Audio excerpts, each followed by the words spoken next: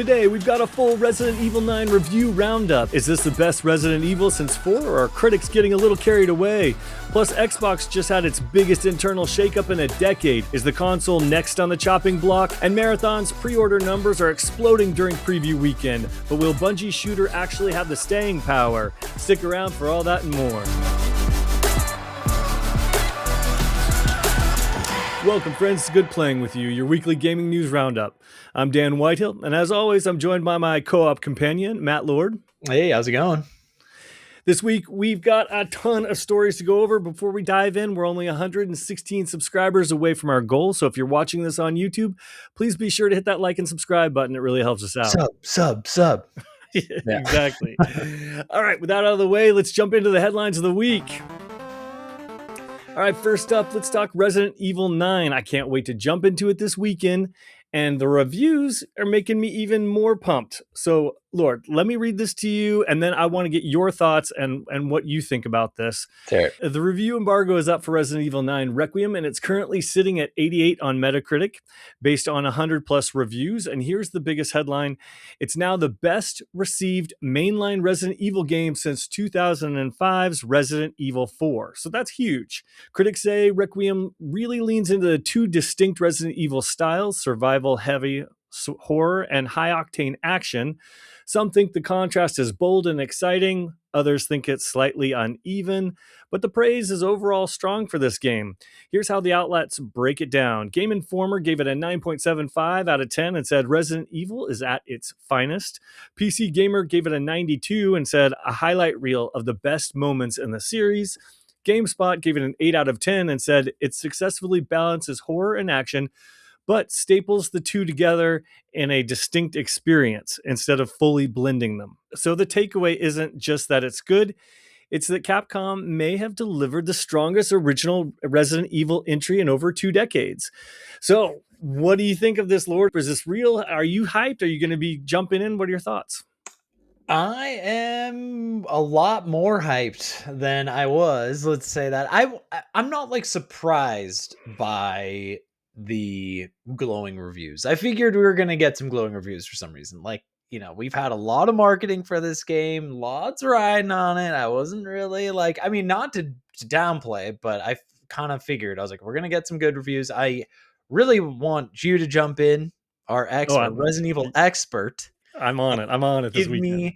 I need like a trusted source for this game, because I'm still on the fence. I really do want to pre-order it. Like, I've been, before the show I mentioned, I was like, man, I see that Resident Evil Requiem, countdown, 9 o'clock. Like, I might have to get in here, and like, I am kind of like chomping at the bit, but then I'm like, all right, hang on. Like, I think we need to get some real non, AI eyeballs on this thing and see if it's like really what it's cracked up to be. I'm sure it is. I do love the concept of the survival horror and the action combo. So I think that is just like an exciting way to jump into this franchise. And just like, I think it's a unique spin on the whole thing. So I like that takeaway anyway. What do you think?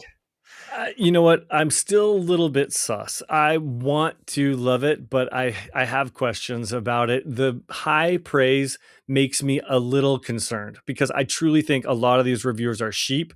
They knew this was going to score high. They decided they were going to like it regardless, because they can't think for themselves, because they're paid by corporate overlords. Whereas we get to actually play these games and judge them on their merits and the way that they are. So yes, I have said for a while, I'm not a fan of the way that it looks in terms of color. I think the Resident Evil engine is looking a little tired after so many mainline entries. But there's a lot to like here as well. I've also said the gameplay needs a shakeup, and maybe this Leon and Grace situation, this action and horror elements split, could provide an interesting take on what is a really well-established, well-oiled machine of a great game franchise right now. But here's the other thing that makes me a little concerned is, for true fans of Resident Evil in this current iteration in the franchise, we're used to playing it through as a horror game and then unlocking all the extra ammo and bazookas and all that sort of stuff and playing through it a second time as an action game because we're so overpowered. So we were already getting that experience, and now it's taking those two great tastes and kind of putting them in one. But what's the end game going to be like? I know you can still unlock the weapons. I know you can do all of the speed runs. I think there's an achievement for doing it under 4 hours, which I'm going to get because I love to chase those things down because I You love really these do. games. I do. So I'm pumped for it. Believe me, this is going to be my whole weekend. But it also makes me a bit concerned because did it need this and does this work or do they work well together? I've got a huge open mind with this one. I do like that they're making some sort of like changes to it, but are these the changes we need? Oh, I don't know. I'm going to have to like let you know on the next podcast for sure. Yeah. I mean, Grace is gonna get a rocket launcher, of course, and Yeah. like a humongous revolver by the end, Yeah. the end game. Yeah, Yeah. Do you have to beat it several times? Like I beat them yeah, usually 4 or 5 times yeah. to get everything unlocked. I think hopefully, I mean, they gotta have some cool end game stuff with this one. Are you going wait, so just so I'm 100% clear, so Grace moments, those are all in first person, and then all the Leon stuff is in third person? Keep giving both. It keeps straddling Yeah. the fence. Cowards. Yeah, I mean, it's I'm so with you on that though. Like, I think these sound a little bit like sheep reviews, and I just need Yes. real life peeps in here and like get the real dirt, because I could also see like I could see like criticism, like the Grace moments could be like extremely tedious or something like that, and then like the Leon parts just like rule, or like or vice versa. Like it could be like, oh, the Grace parts are awesome. I could just see like one or the other being like the like bogging the other down, and if that's happening, like that would totally just like mess up the game. And if they've nailed that balance between the two of those, I would be super impressed. So that's, I think, also just like a tall order for them, for Capcom to lock in, because that's just a lot. Like it's two different games, two completely separate gameplays in one game. So I don't Yeah. know. I'm not sure. Well, I will definitely let you know on the next Yeah. podcast. We'll be sure to revisit. If Yeah. if I do get Resident Evil Requiem, I would want to get it.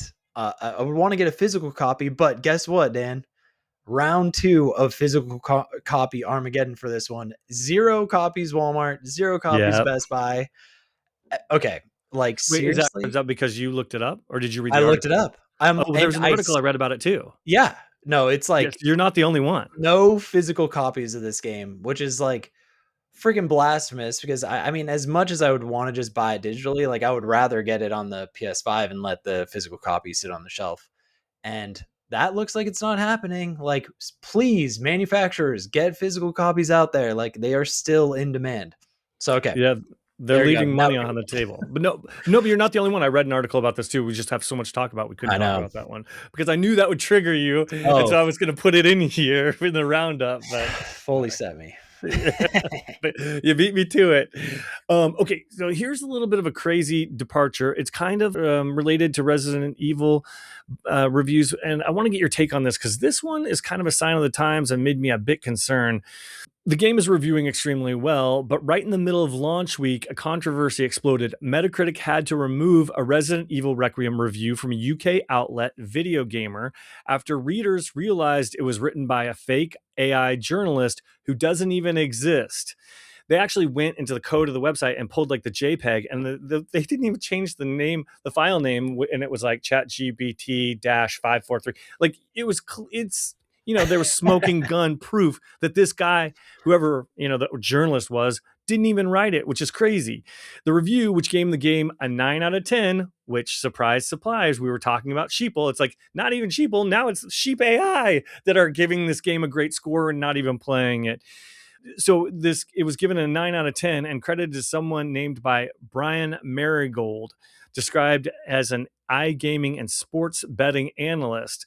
But the internet sleuths quickly noticed the author had no online history, The profile photo, like I said, was AI generated. The writing was full of vague, cliche heavy language with no real gameplay specifics. And around the time reports surfaced, a video gamer had recently gutted its human staff. The site was sold to ClickOut, a gambling focused SEO company, and apparently began publishing AI generated content across multiple sections. Even older human bylines were reportedly wiped and replaced with fake AI personas. Metacritic pulled the review, and not just that one. Another suspicious review was also removed.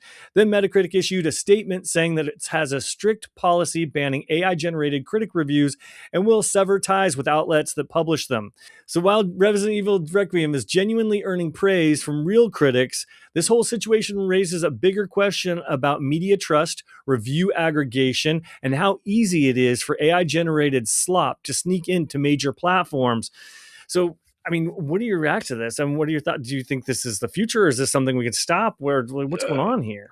I mean, let's just put it this way. Capcom is not complaining over a 9 out of 10 review of their brand new game. Like, who is benefiting from this is my question. Is like, why, like, is this put out by Capcom low key, like No, generating no, it money? has nothing to do with Capcom. It has to do with this video game website firing all of its editors and then Yeah. hiring one guy to generate stuff, and they're getting the click revenue. You know what I mean? Yeah, no, It's totally. businesses firing everyone and replacing with AI. And to be Which is, clear, we do use AI when we're doing our lineups, when we're doing research and all that sort of yeah. stuff. But as with any company, AI is a tool. It should be led by humans, managed by humans, overseen by humans. You shouldn't Mhm. let it have carte blanche and just start creating content on your website that's complete bullshit. So there still is one human being, though. They said that, or is Well, it someone's all? got to press the button. I don't know. Someone could have written a script that does it all. Who knows what the hell's going on behind the scenes over there? I mean, it's I guess it was bound to happen, and once Yeah, these AIs become so sophisticated, guaranteed, like, it's gonna be so hard to actually pinpoint what is AI and what is human created. It's not gonna bingo. be yeah, it's That there's the line is gonna be so blurred, even with, like, human beings at this point, like, I'd be very surprised if but, like, like me, I don't know. Correct me if I'm wrong, but I feel like a lot of these editors are probably running some sort of, filter spell check through some sort of AI situation now AI is too. a tool, though. Yeah, but Yes, AI is a tool, and these editors are in charge of it. They're not being totally. replaced by it. Here's the thing, and I think you really hit the nail on the head and where this is going, and why people like politicians need to jump on this now. Although we know they won't because they're too busy creating tax loopholes for themselves this time of year. But what really needs to happen is, I hate to say this, and this sounds reactionary, but it's not. We need human verification. The now is the time on all these platforms for human verification, and people are already losing their shit about Discord's age verification. So I can't imagine this would actually pass until there's a complete like breakdown of some sort of system. But we need to know now if a journalist is verified as a real human. We need humans to be verified because I can only imagine the amount of chatbots that are going to be created to influence things on Twitter. And Elon's not going to want to verify humans because he's going to love the increase of interactions on Twitter.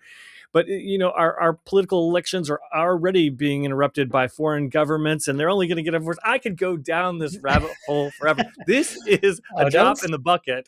No, well, I'm starting to don't see like a stop. little conspiracy theorist, and I know I totally am, but I was like, holy shit, the conspiracy on all that sort of stuff like hasn't really touched or affected video game journalism in a way until now. And I start to see like there's only going to be more of this. It isn't going to stop. And unless we verify humanity, we are all going to be like tricked by robots. And that's just the Yeah. end of the day. Oh yeah, tricked by robots, and I mean, this is probably like the first game.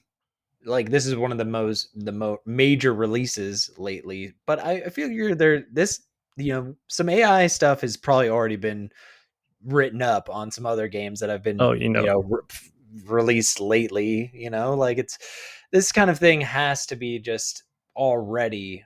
It probably is like a bigger problem than we know. This is just the first game we're like catching it, I guess, and for some reason they really dug into this particular like AI author. I think it's just interesting.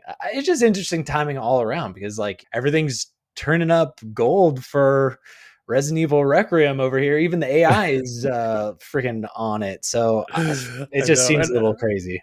it is crazy. And I don't even want to tell you about the latest version of Google Gemini Canvas that can output your search results into a podcast with two Oh, people talking like, oh my God, we could be AI and let's just people be. wouldn't even know it. That's where we are. That's where we are today. Just That's turn into crazy. AI. I'm just gonna turn into a little AI snail, and Oh that's my God, it. it would be so much easier. It would Okay, be. before we go off the deep end, and I could go on forever on Oh, AI, same. we do need to reel it back in and talk about video games more, a little bit more, because last week was super crazy. We finished the pod. We were so proud of it. We posted it. And sure as shit, like 2 or 3 hours later, Xbox comes in and makes their big announcement. And I was literally left screaming because I wanted to talk to you about it. I wanted to react. I wanted to get your opinion. Oh yeah. But for our listeners who don't know or have been living under a rock, allow me to recap it for you. And then the good part here is that we can now react to the updates and things that came out this week. So, Xbox is having a big reset, they say, new leadership, but even new and bigger questions. Phil Spencer officially retired after more than a decade leading the brand, first as head of Xbox starting in 2014, then as CEO of Microsoft Gaming. He oversaw the rise of Game Pass and the massive acquisitions of Bethesda and Activision Blizzard. At the same time, Sarah Bond exits her role as the president of Xbox, becoming closely associated with the ecosystem first strategy and messaging era, including the divisive, quote, "This is an Xbox" campaign. And that was the weirdest part. I actually had to talk to some of my friends in the corporate world of like, why did Microsoft do it this way? Because they let they put it out on a Friday afternoon, and like that is old school journalism, like thinking a story is gonna die. But I'm like, wait a minute, we all live online now. That's only gonna make people make more videos and freak out over the weekend before you can control the narrative, which is what Facts. happened. We saw a ton of Xbox's dead posts and some really good jokes and memes out there at their expense, which they totally deserved because they dropped the ball on this one 100%. Then, to mitigate some of the crazy reactions that they've been getting, they finally had Asha Sharma, who formerly of Microsoft's AI division, and she's now in charge of Xbox, and she finally started speaking out, which is what a lot of people were asking, because with such a huge turnover, what does that mean for the company? What does that mean for Xbox fans? What does that mean to the ecosystem? I mean, are cats sleeping with dogs? Like, it's a world going crazy. Who knows what's going on? So when she was asked whether controversial decisions like console exclusives going everywhere, she didn't really commit to anything, including a new console. Her most quoted line was, "The plan's the plan until it's not the plan." So on social media, she emphasized listening, protecting player interests and investment, and taking time to understand the prior strategy before making changes. She also reiterated that hardware matters, and she teased upcoming announcements. Meanwhile, AMD has said publicly that their next gen Xbox could be as ready as early as 2027. So maybe that's not leaving with Sarah Bond, which was my big question. And this is where things stand now. The Spencer era is over, for better or worse. People are pointing out the great things he did, but also chastising him, and rightfully so, on some of the things that he did. The multi-platform shift remains in place. A leader with an AI background is steering the brand, and very little Xbox experience, and next gen decisions are approaching really fast. So, Lord, given all of this and where we are now, do you think Asha's cautious tone signals a real potential pivot coming? Or is this just careful messaging and more of the same? Wow. How much can happen in one day over Dude, at I Microsoft, know. bro? What the hell? I don't Like, know. dude, they set that place on fire. To Yep. me personally, I'm not like the most broken up over Phil leaving. That dude talked like too much, in my opinion. Like, I don't think we got enough out of Phil.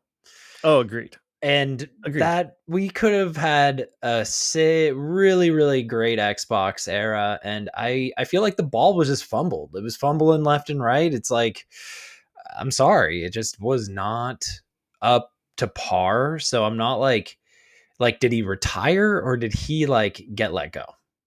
No, he said the official narrative is that he retired for sure.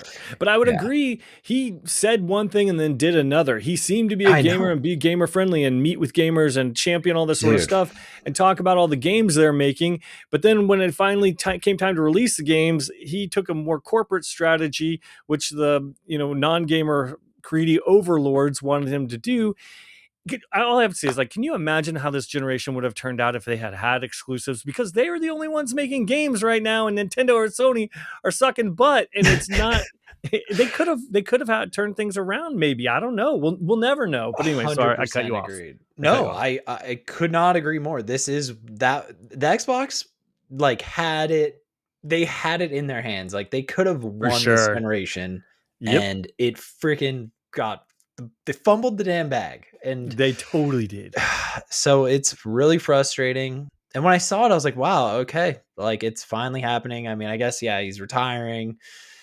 And Sarah Bond, like I know, like the controversial, Xbox everywhere, yada yada. Like nobody wants to play on their phone. Like that was just like a miss all around, unfortunately. So it's just, and then they're like, I think Microsoft's like, no, usher in the AI lady. Like that's gonna be really good, and that's gonna instill a lot of confidence in all the gamers. Like everything that she said to me is just like the most like that was like an AI answer for everything. Like plan's the plan until it's not the plan. It's like, well, we need to know something because right now we're in shaky water, like really turbulent waters. And if you're coming in like completely clueless, then dude, the brand is not going to like get elevated from now on.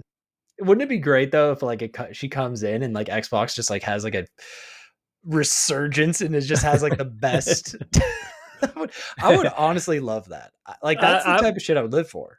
Oh, for sure, Seriously. for sure. I think you hit the nail on the head though when you said there wasn't a lot of information, and that was the biggest fault. They let the story get away from them from the Yeah. minute they put it out. They are so stupid to think that gamers aren't going to care about this over the weekend. You don't know your audience for video games, and No. you don't know your journalism for your audience as well. And that is clearly what's going on here. The second thing is, in Asha's defense, anyone who starts a new job needs that time to get caught Sure. up. However, it is very distressing that she is not a gamer, and people really Yes. did point that out. And this is one of the things that you pointed out was Yeah. that you sent me the article that she only had like 10,000 or so gamer score, and that it looked like a lot of like that recent Yeah. activity had just happened right away. Now she did Yeah. respond to that and Yeah. say, What'd you say? she said, look, I'm trying to learn the products and I do share my account with my family. So a lot of people have been playing under my account, not just me.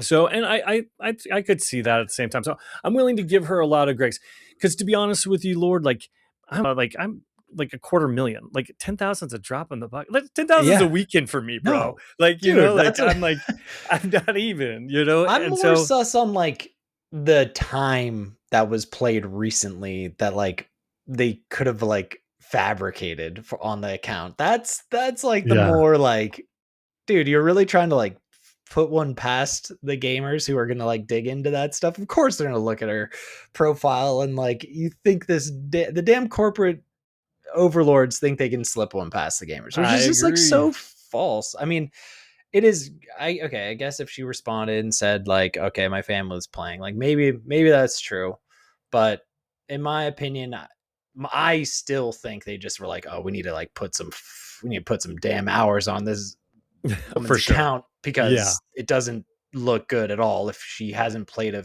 damn lick of Xbox. And I that's where I agree. think that's where I stand. She just doesn't. She's not a gamer. Like, I don't She's know. not, and she's in Sorry, charge but of AI, which yeah, again, I'm for AI tools, but not letting AI run the show. And there's a fine line. And this has me totally. concerned, as well as I don't think enough people, blame Satya Nadella for what's going on there.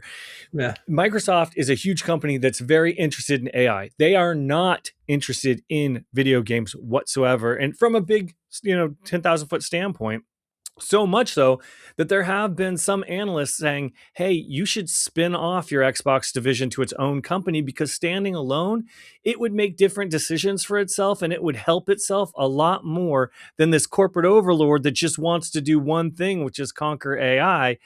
And it obviously, I have all the faith that Asha is going to do these sorts of investigations, but at the end of the day, she's going to come back down on the side of money. In no way would she ever, have exclusives again and greenlight big games and stuff that are only on this console. And I think that, she doesn't have that gamer mentality. She doesn't know the ecosystem or how emotional gamers are and how they attached to certain games Yeah. and series and stuff. Like, she doesn't have the backstory. She does not understand why Sony is in the position where it is. And I think this weekend they fumbled the bag so hard. They just, again, they keep eroding trust to the point where all you can see are mistakes and you can't even root for them because they can't tell their ass from a hole in the ground. I think it's going to be the same old, same old. I think she's going to toe the corporate line. She's going to do what Satya Nadella wants to do. And we're not going to see any change. Although I wouldn't be surprised if this was the final generation for Xbox and we don't get another one. Yeah. I have to agree with you on that. I mean, you think they're actually going to drop another console? They could say, oh, Sarah Bond was the one who wanted the new console and she was the one who was talking about it. She was the one telling about how powerful it was and that sort of stuff. And now that she's gone, we've decided that it's no longer a wise investment for us because what they do see is the rising cost of the chips that are used in these consoles, and they also see the Valve's chomping at the bit to just take their strategy because they were so stupid to just put it out there. So, and they see that Yeah. Valve can take it from them. They're like, let Valve handle it from here. We're a software company. That's what they're going to Mhm. say.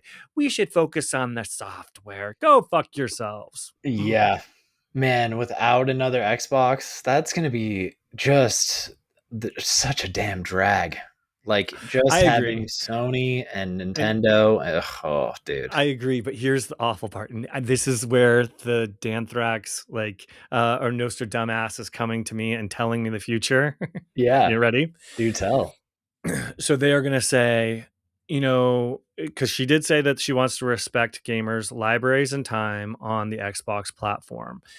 But what that translates to me and my conspiracy theory is, okay, so Xbox is going away, but we're going to do a transfer of all of the games you currently have owned or you bought in the last generation. And we're going to make them free for you on Game Pass. And we're going to give you X amount of years free on Game Pass. So you're really going to continue to have your Xbox. We're just taking it and putting it in the cloud.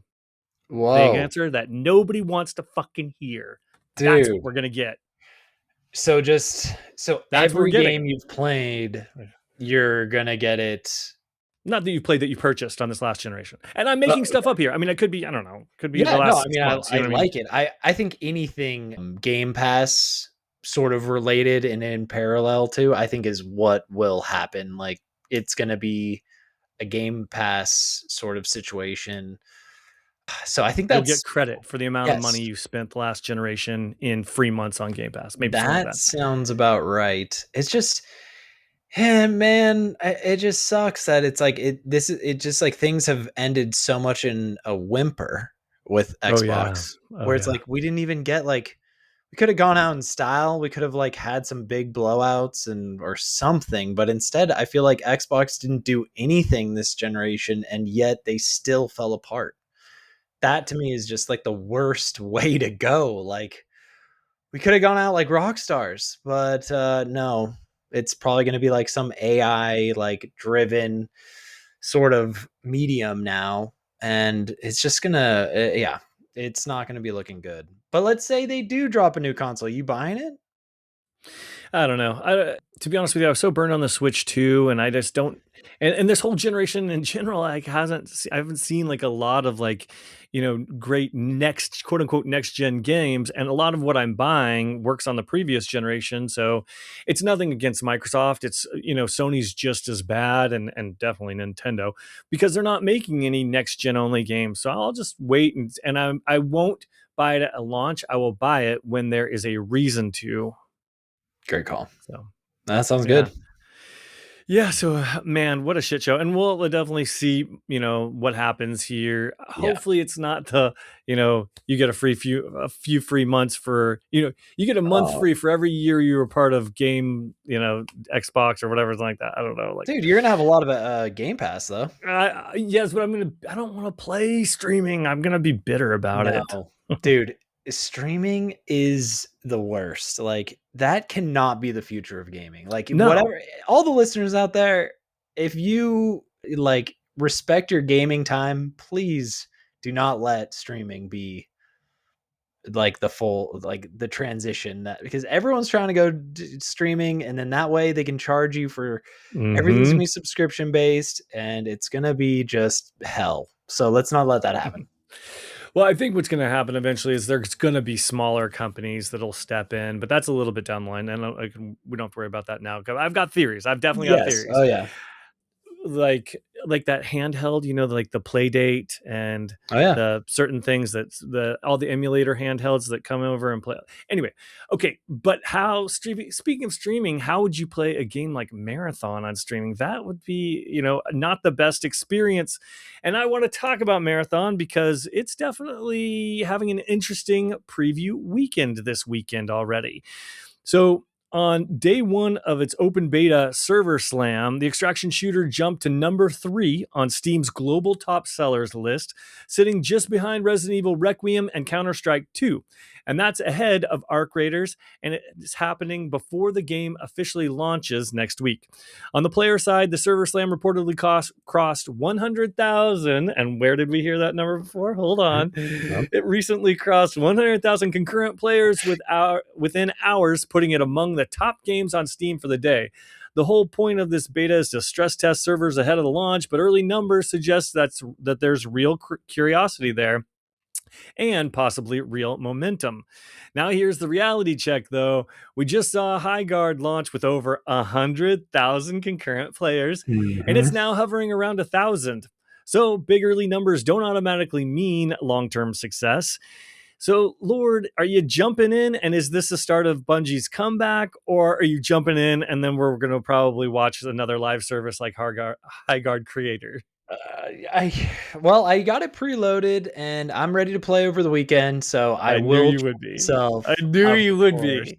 But today, yesterday, Thursday, I watched some stream. I watched Doctor Disrespect play some because I can't. His quote unquote sponsored I know. stream. Well, Did you read about that? That he yeah, dude, pretended he's it was trolling. sponsored? Yeah, I and then they had to come out and be like, we didn't sponsor I him. know. What it's just so funny. Like Doctor That is kind of Disrespect, funny. I'm sorry, is just the damn best streamer. You can't get better streamer than that guy. He's so fucking funny. And he's just a trip. And he was playing Marathon, so I was watching. And you know, he made it very clear, and I honestly had to agree with him. The game looks confusing. Like there's a lot going on there. I'm not sure if it's because it's a $40 game and they want to make sure it's legitimately packed with so much shit that you can't just like blast through it in a weekend, which could be good, but it definitely doesn't look like a game that you're gonna be able to just jump in and like play a couple drops and like understand what's going on, because it seems like it is very in depth, lots of loot.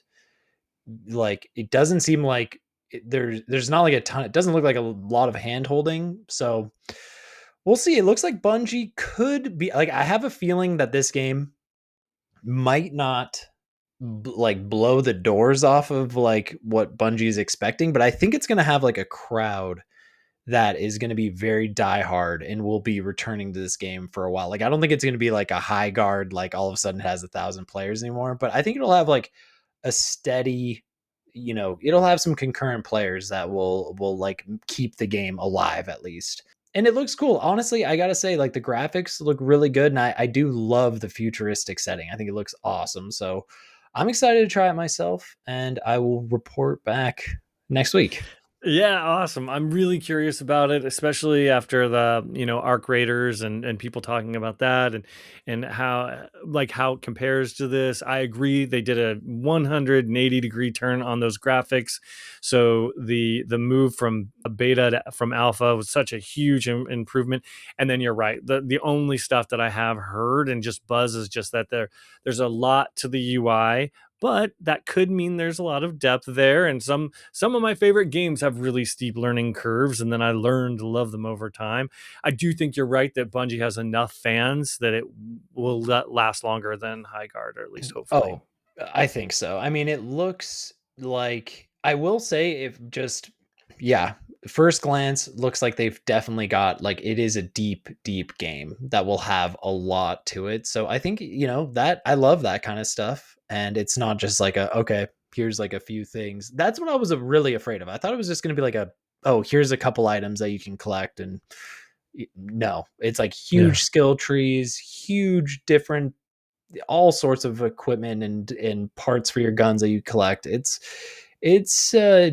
deep. So I'm excited. I think so. If let's just say this too, if the Service Slam goes well, like I will pick it. I'll buy the $40 game. I'll All pick right. it up and I'll give a real deep review of it. Of course, when the full thing comes out. All right. Well, I cannot wait for next week because now, because I was thinking that we need to cover more of the games we were actually playing on our podcast. So now, Yeah. next week for sure, we have to talk about Resident Evil 9 and we have to talk Yes. about Marathon so that we can, because we're always so caught up in the news and we never talk about the game. So, like, you and I should brainstorm how that could work in a segment or whatever. But Sounds anyway, good. speaking of talking about video games, now I want to talk about Bioshock. I freaking love this series. It Mm-hmm. of like go out on. I didn't love the last one. Like the story was kind of bullshit. But anyway, man, that this Bioshock, honestly, I can't even say nice things about it. But I truly believe this is the series that got me into first person shooters. It was the first one that did some really smart original stuff that I was like, holy shit, I gotta play this game. Oh It yeah. looks amazing. And I get concerned that the kiddos today don't really know Bioshock the way that we know Bioshock, but that could change. And I know you have a story. Yeah. So the Bioshock movie is planned to coincide with new game release, apparently. This is from Yes. Spots Eddie McCutch. A Bioshock movie is happening now at Netflix, and it's apparently planned to coincide with the release of a new version of the game. That's according to producer Roy Lee, who said in an interview that Netflix and rights owner Take Two are very anxious to see the movie come out because the plan is for it to coincide with some of the potential new incarnations of the game. As for the Bioshock movie, Lee told Collider the plan was to make it a few years back, but director Francis Lawrence had a full plate with The Long Walk and The Hunger Games, Sunrise on the Reaping. For now, the intent is for Lawrence to begin production on the Bioshock movie in 2027. So it seems like the movie has been kind of all over the place, been pushed back a little bit. Do you think, I mean, I know you're hyped, but do you think this one's actually going to release? And do you have confidence in it if it does come out on Netflix? Okay, hell no. Hell no. This movie, there's no way this movie is happening. In fact, I might have made this up, but I'm pretty sure the initial incarnation of the movie was supposed to be directed by Gore Verbinski, who had done Pirates of the Caribbean. And Mm. they deemed the first draft to be so expensive that it just is quote unquote a movie that could not be made. And I thought about that and I was just like, you know what? With all the crap ass blue and green screen, I'm sure this movie could get made. But for some reason, talk about fumbling the bag Microsoft style, like just the movie kept getting put in development hell. This movie has been in development hell almost as long as I've been a gamer. Like that's how long it has been. So do I think it's really going to happen? No.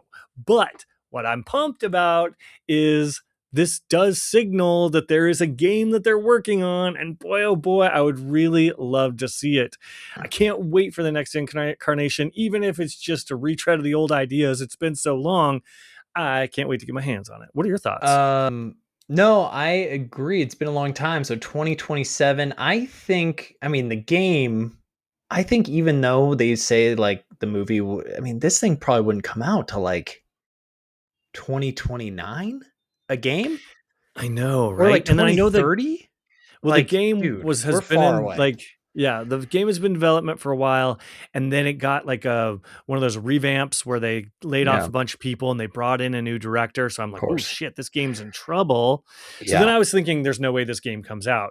And then hearing about the potential movie, I was yeah. like, "There's so much money that they could make," and video games are doing well on, like, TV and series and stuff like that, so maybe it could happen.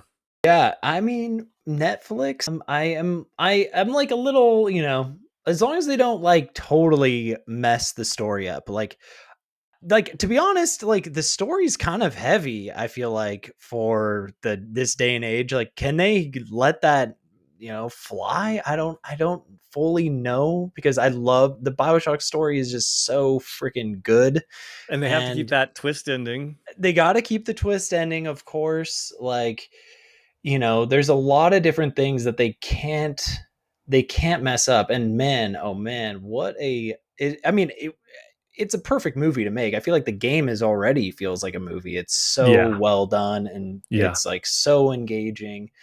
So I definitely don't want them to I don't want them to fumble it. I want them to make it to so at least we can see it and like because I have no problem with that. I want to see it.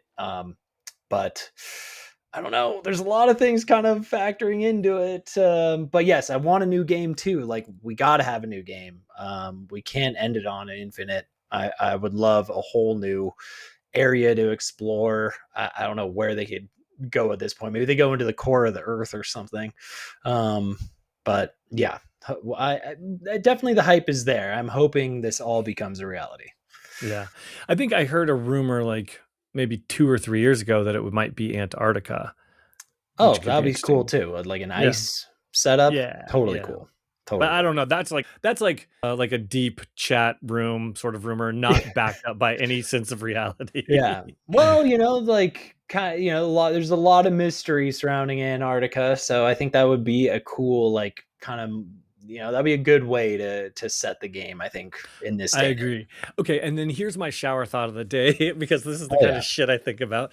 Would you be open to like a different decade? Does it have to be? I know I loved what they did with like the whole like 50s, 60s, five or what 50s, whatever it was. Yeah. But would you be open to another decade? And if so, which decade would you choose to put it in? Hmm. I know Would it that's be blasphemy. I know that's blasphemy. that is a little Yeah. blasphemous, but like would it be crazy to do like a 90s type, not too modern, but like, like Right, give us a that's kind of where my mind was going too. So I was like, Was it? okay, 80s are Okay. yeah, because 80s are played out, so you can't do it. The You 80s are can't like do 80s. cliche now, like they're just No. cliche. And I'm like, we haven't mined the grunge era enough, and like that No. could be really fun and funny to make fun of and kind of look back Totally. on.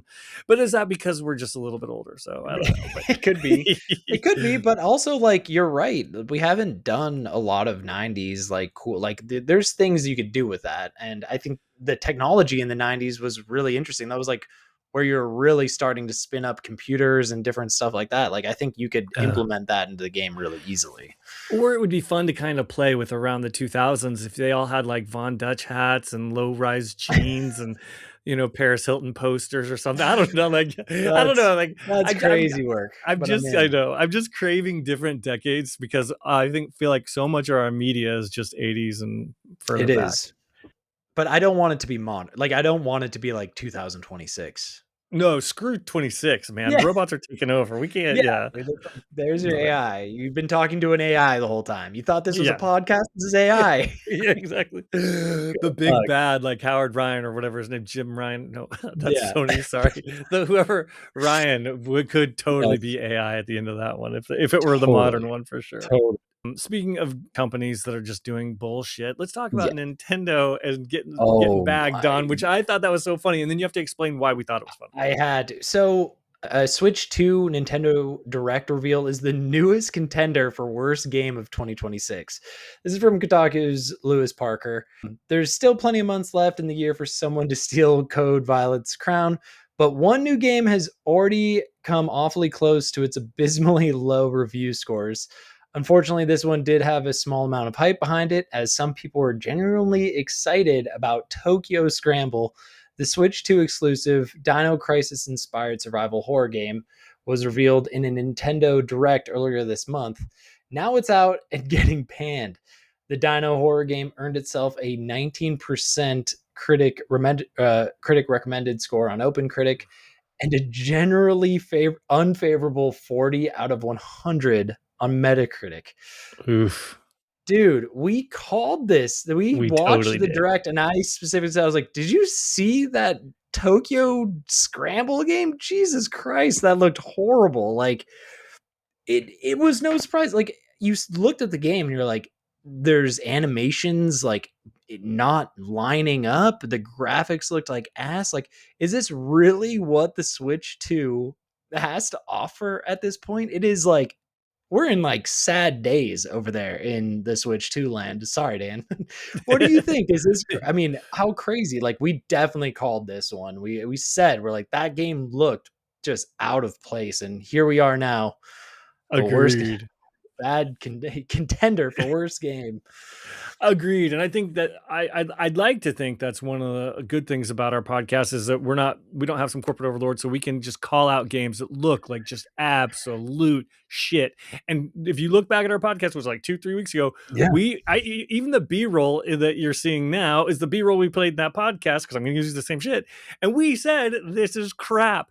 My problem with it is, look, Nintendo has had a shovelware problem for a long time. Being a kid that grew up on their quality of seal promise back in the early days, that actually meant something because history lesson for y'all, the Atari flopped because there was no quality control and people got mad at it and quit playing it. And then Nintendo comes along and it gives a seal of quality on there that let people know, hey, you're not wasting your money here. And then ever since then, essentially, we've all looked the other way, but Nintendo has been the home of crap, trash, shovelware. But that's where I draw the fucking line.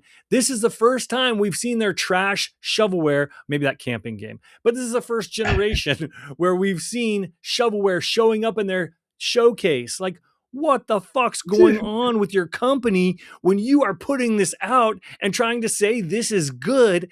And then what the fuck's wrong with the people that keep buying the system even though it's trying to sell us trash? I don't know. World's crazy. Oh, dude, I am so right there with you. This is absolute absurdity out of Nintendo camp to put that game that is just clearly such a it's crazy that this is what they did think. They're like, this is gonna like sell some units here. It's like what are they doing thinking that is gonna get people to spend their hard-earned money on their system? They embarrass themselves with that. Yeah. I think like there's nothing else to say. They fucking embarrass themselves. I agree. And just to tie it back to Microsoft and Asha and all that, these are the kinds of decisions you get when you have people who don't play video games in charge. Yes, 100%. They've had some shakeups with their higher ups in Nintendo as well. So Yeah. could this be the Regulus? We're in like the real depths of the Regulus Nintendo right now, and I think we're seeing what that's gonna entail. And dude, Tokyo Scramble, man, who would have guessed? Like worst, like honestly, like We guess. well, I guess we guess, but Yeah. when was the last time a Nintendo game has been flamed this hard? This has to be a little while coming. Like, what, a Nintendo exclusive? Like, has this ever actually happened? Like the worst I'm contender of sure the it year? has, but we always kind of looked at Nintendo's shovelware problem. Like, you've got that uncle that drinks too much and no one really talks about it or whatever. So Oh Nintendo yeah. had a little addiction to some shovelware and we were all Mhm. looking the other way pretending it didn't exist. But man, he showed up to the family reunion just hammered and someone has to call it out. And it's me. Okay, sorry. I don't want to get my family, I'm No. having family backlash, but No, that is such a good way to put it, man. They have a little shovelware problem over on Nintendo. Like they Your can't little help themselves. shovelware. They got that is Yeah. just smelling good over there to Yeah. them. One day we'll get the Mario, though, and then I'll change my fucking tune. But until then, I'm going to be dropping F-bombs in my disappointment of their behavior. Well, that wraps up all the video game stories we've got for this week. Thank you so much for hanging out with us. On behalf of my co-host Matt Lord and myself, Dan Whitehill, thank you for listening, thank you for watching, and as always, good playing with you. Good playing with you.